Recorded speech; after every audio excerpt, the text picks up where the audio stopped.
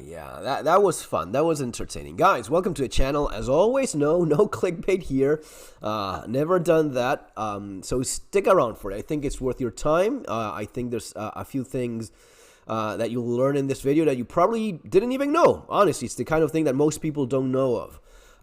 So yeah, last night I thought I was fucking gone. I thought I was not making it. Simple as that. I've never been in a situation that I thought, yeah, bye-bye. This is the first time for me. Something that you feel being that close.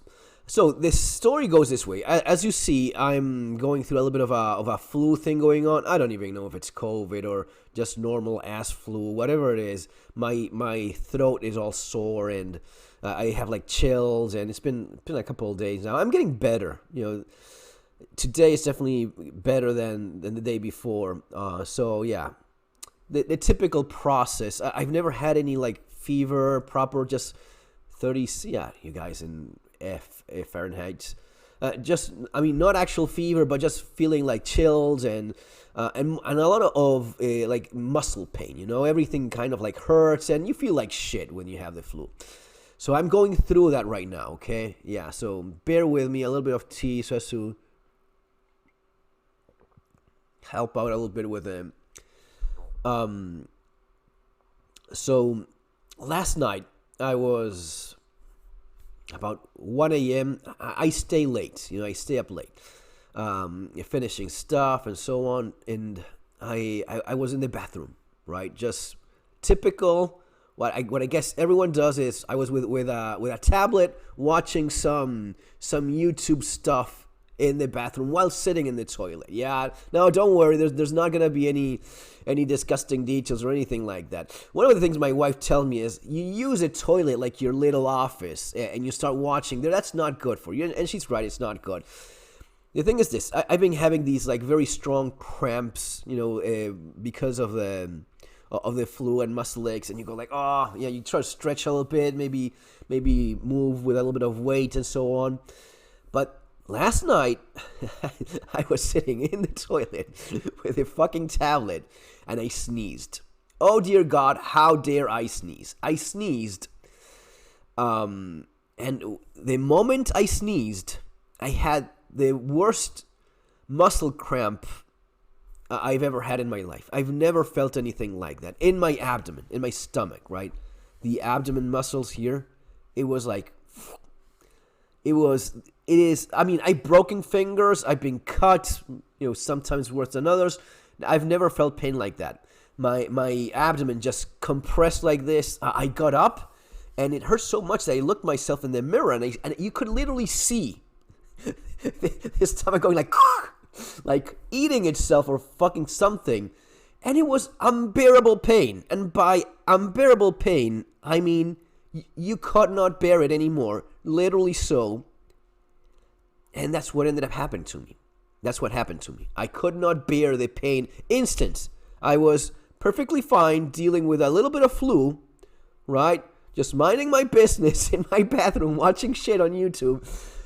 And all of a sudden, I sneeze and I have the worst muscle pain. I mean, I had like cramps in your legs, and you want to stretch, right? Immediately when you feel like in a big muscle, right? You stretch and so on. So yeah, cramps and so. I've never had anything like this, man. I got up, I felt an unbearable pain, and I told myself, it's funny all of the things you think of when something like this happens, but it's like instantly, it's just pain, man. Man up, deal with it. You'll be fine. The pain will go away. The thing is this: whatever amount of time that was, whatever second or two that was, it was not fine. It was not gonna be okay. So I got up, and I felt the pain overwhelming me, and I thought, yeah, I'm fucking gonna lose. I felt my getting dizzy, so probably blood pressure dropping, instant sweats. You could feel the beds of sweat instantly, and it was, dude, you're gonna faint. You're gonna drop right here in on your ass in the toilet. Not in the toilet. I already got up, but you're gonna fall here in the bathroom. And I thought, no, man, you can't. You have to, you have to get through this, it has to be a cramp. There's no other logical explanation. You were fine fucking 2 seconds ago. Now you're about to die? That's impossible. It's just a cramp. Well, the thing is, there's only so much pain you can take. And at that moment, I thought, yeah, you're going to go down. Find a way. And here's where the survivalist in me started telling me, do you remember that you're 6 to 10 times more likely to die from falling than getting shot in your house? Yeah, that's actually a real statistic, by the way. We focus on those things. Really, the real killer in your house is falling and cracking your skull and dying. That's the thing that kills you the most. And so many things crossed my mind at that moment. I thought, fuck these statistics. Those fucking statistics.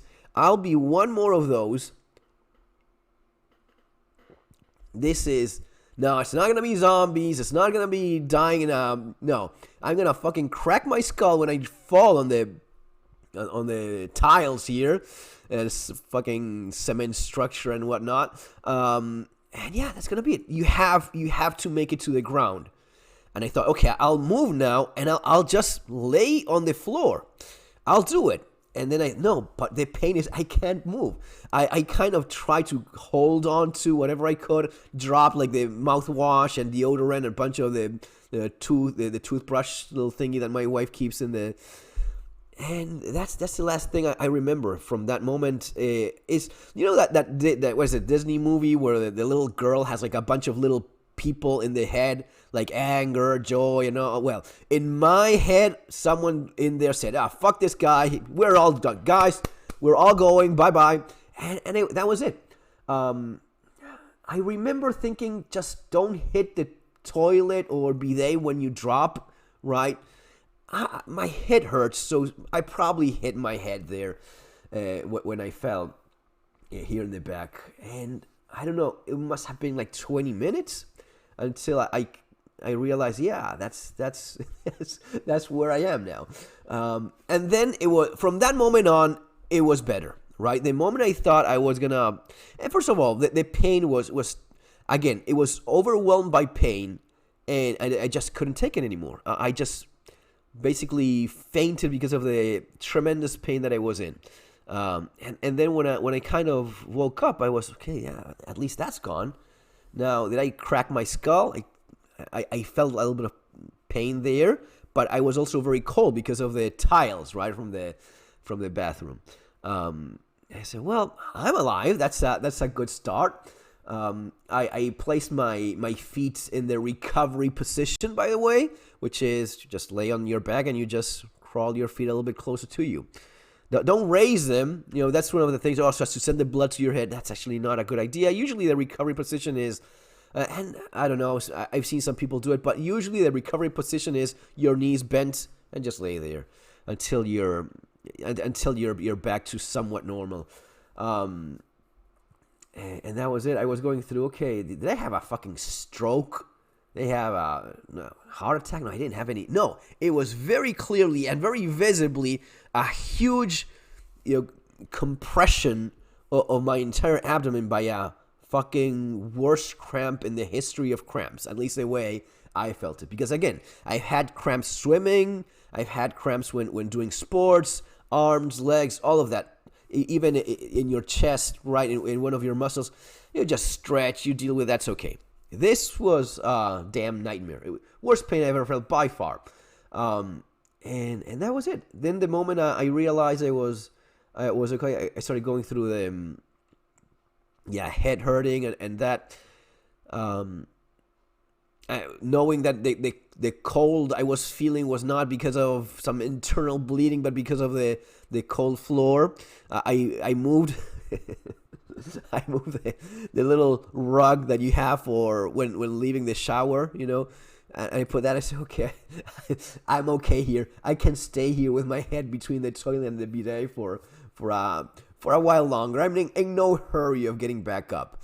And that was it. Now, there's a bunch of crazy things. First, as I said, I remember the statistic. The moment I was dropping, I remember this is how you fucking die. This is the main cause of death in your house is falling, followed by intoxication.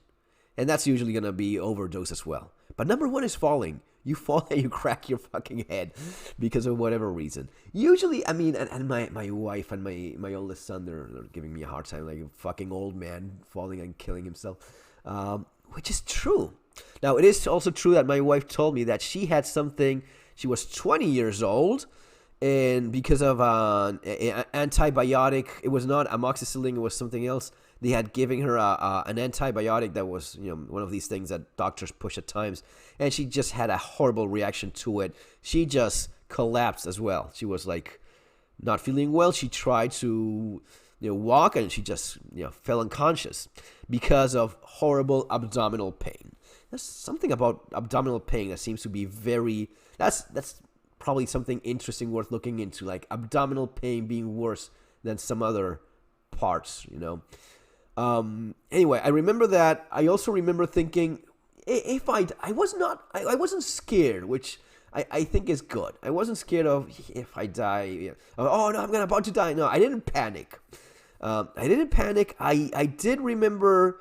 I did think, you know what? If I die, at least I have, life insurance. I have a couple of those, so at least that's not something that my family will have to worry about, right? Even one is gonna be enough to get by, and the two of them, they will be okay.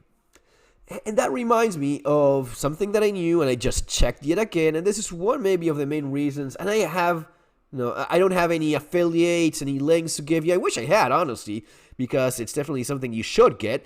But get fucking life insurance. It is 50% of Americans. Yeah, my head actually does hurt, and I'm feeling not so good. 50% of Americans don't have life insurance, and another 10% don't know if they have it or not. So you could easily argue that only 40% of Americans have life insurance for real. Actually confirmed, yeah. And many of them maybe don't even know the conditions that they have, or how much they will actually get if something, or their family will get if something happens. But whatever is the case, you have to get it. If you have a family, if you have kids, if you have loved ones that you don't want to leave, if something happens to you, they're like, you're the main breadwinner in the family, put it that way. You have to have it. One of the messages, one of the emails I got over the years that always stuck with me, and I've received a number of interesting emails from people over the years. Yeah, give me 1 second, please. Yeah, killing me. Many of these are super encouraging, like, oh, I read your book. By the way, you have my books over there if you want to learn more about this stuff, which I encourage you to do. You changed the way I think about things. Now I have a gun for the first time. I never thought I would ever own a gun, but you changed my mind, and I'm practicing, and it's something that women tell you very often. I feel, I feel empowered, not bullshit wokey-ish, blue-haired empowered, but no, empowered because I can fucking defend myself. Yeah, I'm not scared of someone breaking into my house. That sounded a lot more convenient than cracking my skull as I fell.